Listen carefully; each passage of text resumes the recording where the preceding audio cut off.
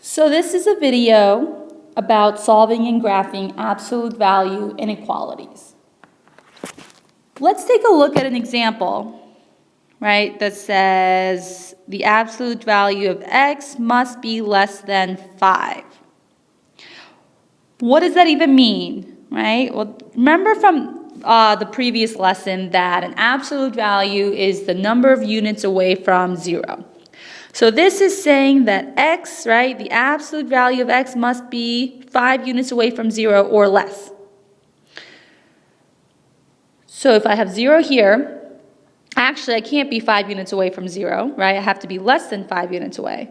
So anywhere before the 5, right, we'll have an open circle. Anywhere from 0 to 5, we're good to go. But how about negative 5? Well, you're still only less than 5 units away from 0, right? So we're good to go. So anywhere in between here is our solution set. And the way to write that as a inequality is by saying x must be greater than 5 and, right? In this case, and is the word because you have to be both greater than negative 5 and x must be less than 5. And they both must be true for this inequality to be true. Okay? And in interval notation, we can represent it as negative 5, comma 5, both in parentheses. Okay. So let's do something a little bit more challenging. What if we had something that said 2x plus 4 in the absolute value must be less than or equal to 8? Again, let's quickly take a look at a number line, right? This is saying that whatever 2x plus 4 is, it must be less than 8 units away from 0. So anywhere here must be 2x plus 4. So when we write our inequality, we have 2x plus 4 must be greater than or equal to, right? Because now I include the negative 8 and the 8. Greater than or equal to negative 8 and 2x plus 4 must also be less than or equal to 8. And if we solved this, we would get 2x is greater than or equal to negative 12, and therefore x is greater than or equal to negative 6, and 2x is less than or equal to 4, and therefore x is less than or equal to 2. This inequality, or this number line here, represents what 2x plus 4 could be. Now I'm going to make another number line that represents what x could be. So this is for x. So I can write a little note for myself. This is what x could be. We have 0, we have negative 6, and we've got 2, right? X has to be greater than negative 6 and less than 2, so anywhere in between is my solution. And the way to write an interval notation for that is bracket negative 6, comma 2, close the bracket, because both numbers are included in my solution. I can check if I want to. So anywhere here, right, anywhere in here for x, let's just pick a random one like negative 5. And I plug it into the original equation. So I'll say the absolute value of 2 times negative 5 plus 4 is less than or equal to 8. And let's see if it works. Well, 2 times negative 5 is negative 10. Negative 10 plus 4 is negative 6. And therefore it's just 6 when it comes out of the absolute value. Is 6 less than or equal to 8? Sure, check.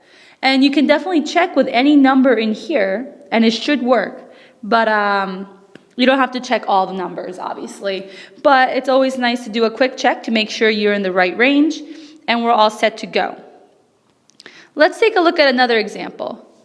Okay, If we had the absolute value of 3x plus 4 is greater than, I don't know, 7, okay? Or, yeah, 7 is good. Let's look at what that looks like on a number line, okay? This is saying that whatever 3x plus 4 is, it must be greater than 7 away from 0. So here's 7. And remember, we have to remember the negative 7. And it's saying that I have to be farther away, right? So I can't be at 7 units away, but I have to be farther away, which is, right, away from 7 and away from negative 7.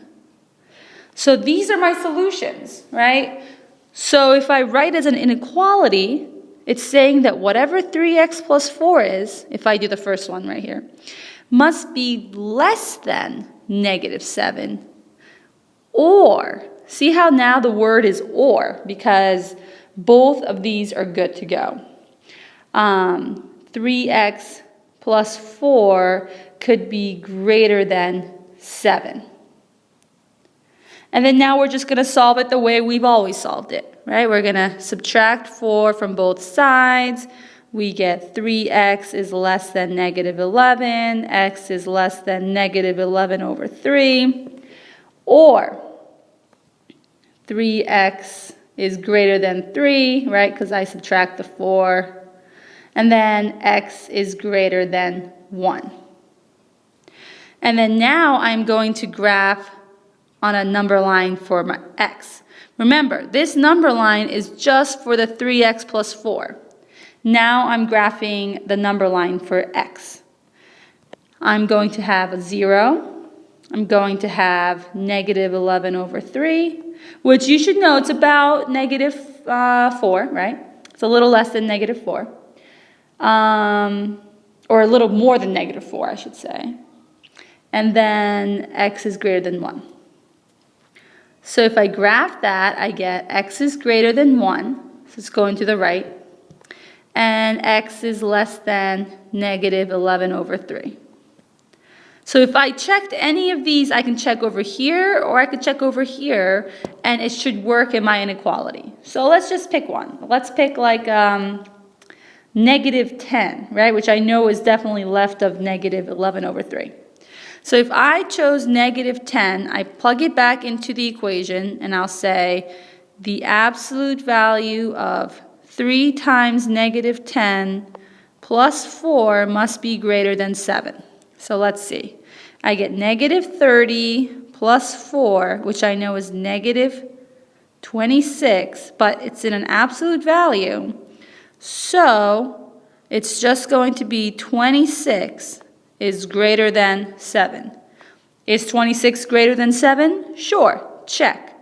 And again, you can check with any number that's under these graphs, and you are good to go.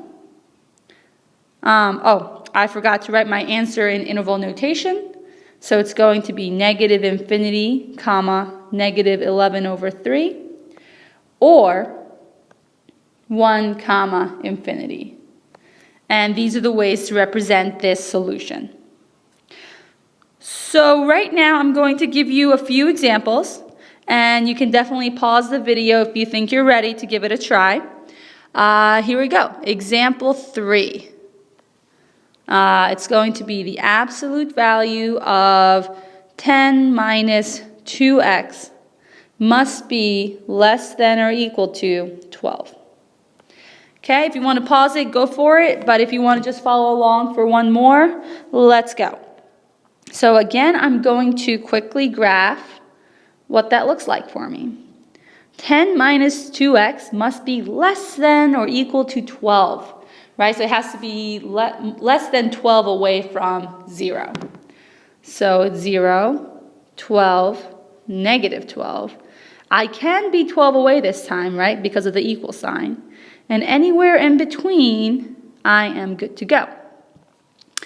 So if I write it, I get 10 minus 2x could be greater than or equal to negative 12, and, here comes my and, 10 minus 2x must be less than or equal to 12.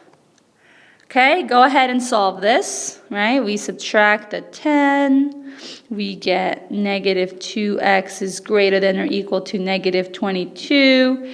Here's the tricky part, you're dividing by a negative, so whenever you divide by a negative, you're going to flip the inequality, and I get x has to be less than or equal to 11, and it must be, let's see, subtract the 10 again, I get negative 2x is less than or equal to 2.